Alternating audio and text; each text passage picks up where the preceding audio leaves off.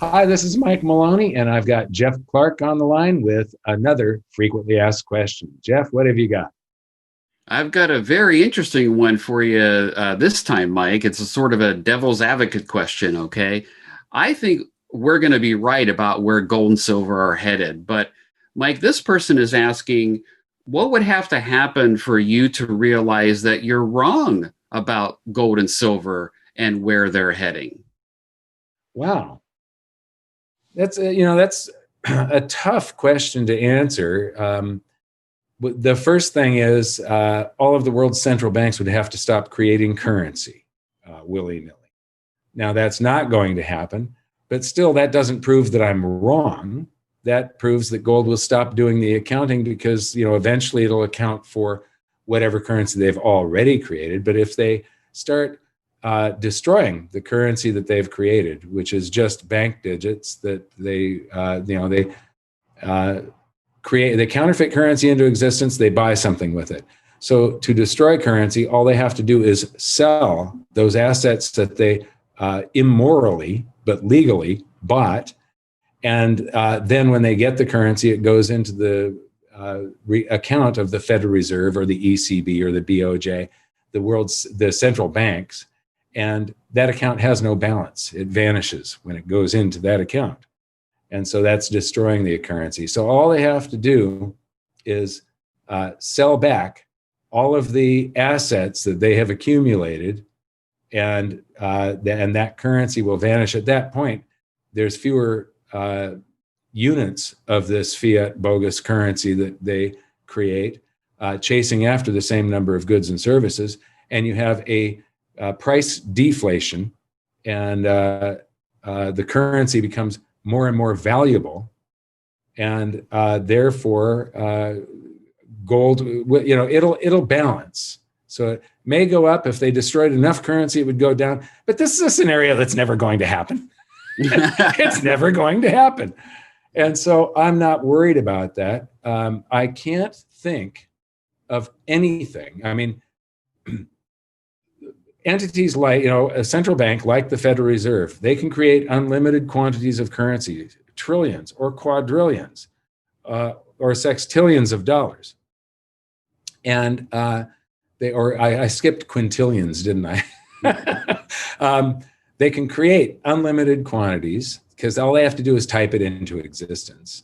And they can buy the entire stock market. And as they keep on buying, the stock prices continue to rise. The stocks do well. And people get fooled into, oh, well, that must mean that if the stock market's going up, the economy must be doing well. Well, right now, the economy is doing horribly and the stock market is going up. So this deception works for a little while. Eventually, it won't, but they can keep on driving the stock market north. It's just that there comes a point where the quantity of currency they're creating causes people to worry about the dollar being able to retain its purchasing power, and they get scared into an alternative financial asset that is considered a safe haven. And that primary one is gold, and then silver, and then cryptos after that. The cryptos are new, and they're doing extremely well. I think that they're going to continue doing extremely well. There's no guarantee on cryptos. History, it's not my personal guarantee, but history places a guarantee on gold and silver. They've never failed. They're not going to fail this time. They're going to do an accounting of this creation of this enlargement of the fiat currency supply. Right. And Mike, there's some great charts in your book, your original book, that shows this accounting and how it has happened throughout history, that gold and silver prices catch up and account for the excess currency that's been created. And that's really the issue. Like you're saying, it's this accounting that has to take place because Yeah. history says it has taken place before. And we have this just gross negligence on the part of central bankers and politicians in the creating of currency now. And so that implies, based on history, that this accounting means gold and silver prices will have to catch up and account for all of that. So I Yeah. think that's the core reason why we really believe that we're going to be right about this eventually.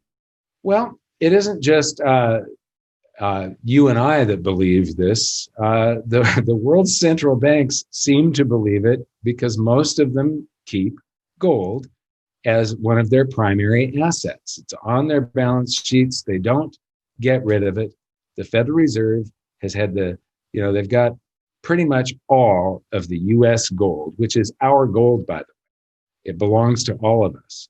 And there was $100,000 treasury notes issued to the Federal Reserve, where the Federal Reserve can lay claim against all of our gold.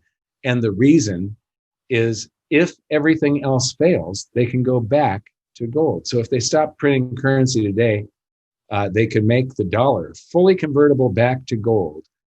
All of the physical paper dollars that exist at $20,000 an ounce.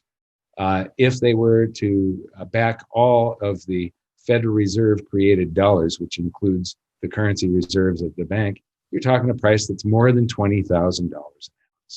And so that would stop, that would give the US dollar ultimate confidence again. Everybody would trust it. They don't like a gold standard, though. It constrains government and the ability to do all of this deficit spending, and it constrains the world's central banks. They can't just create currency willy-nilly when it's fully convertible back into a quantity of gold. But it's interesting that after all these years, the gold is still on the balance sheets of the banks, and it basically is. If everything else is failing, that's the thing that they believe won't fail. And that's the reason they're holding it, is because they believe what you and I believe also. And that says something. So, what will it take for me to change my mind and say that I'm wrong about gold and silver? There isn't anything. Right. If they destroy currency and stop printing and reduce the currency supplies, gold will still end up doing the accounting. If they get it below whatever the accounting would be at the current price, then gold prices will fall, measured in dollars. But gold will still purchase more stuff. That's the thing. It doesn't purchase enough stuff these days. So the value of gold, they could make the price of gold fall by destroying currency. It would go down. But the prices of other things, real estate and stocks, measured in ounces of gold, will be falling. Those prices will be falling faster measured in dollars than gold, and therefore the price of those things measured in gold also falls. And so there isn't, that's still saying that I'm right in my thought that gold and silver are money. They're the only thing that has always been money, and they will always be money, and nothing else except for possibly some cryptos in the future. But most cryptos are going to fail. There's going to be some big winners out there, I believe, but they're different assets. Gold and silver don't rely on the internet being available or electricity being available for them to function. Cryptos do. Cryptos, though, are much more convenient when it comes to settlement when you're paying somebody on the other side of the planet or whatever. You can pay. It's very easy. Cryptos are, if they became widely adopted, it would make commerce very easy, and it would take the big banks out of the equation, because the banks have been, we used to use cash. And then from the 60s through today, we've gone more and more and more toward credit cards, where the banks get to basically skim about 3% out of every transaction that we're making, 2 to 3%. You don't pay it, but the grocery store and the gas station and all of the merchants do. In order to be able to take credit cards, they're paying a merchant fee. And so the banks have inserted themselves between you and any transaction that you want to make, as long as you're using a credit card. And let's face it, most of our purchases are done that way these days. And so with cryptos, there isn't that loss of 3% in every transaction.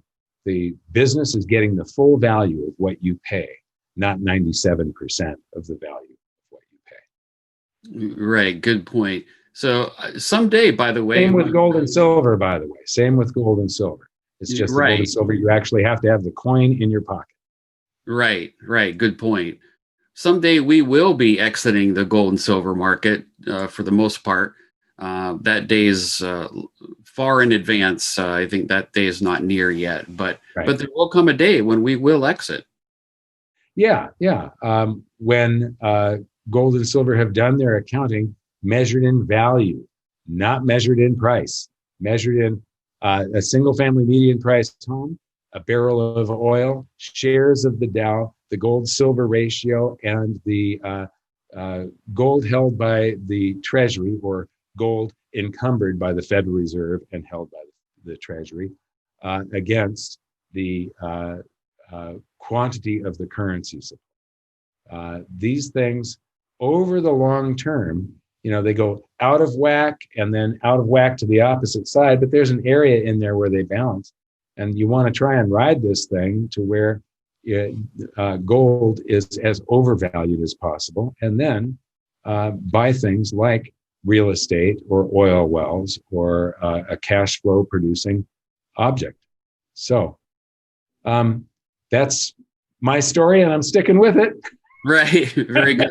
The issue is when we get back to that accounting, then we'll look about exiting the gold and silver markets, but not until then. And that'll probably be at much, much higher prices. So, Okay, Mike, well, this was great input. So thanks very much for addressing this topic, and I'll see you on the next one. Thank you, Jeff. We'll see you later.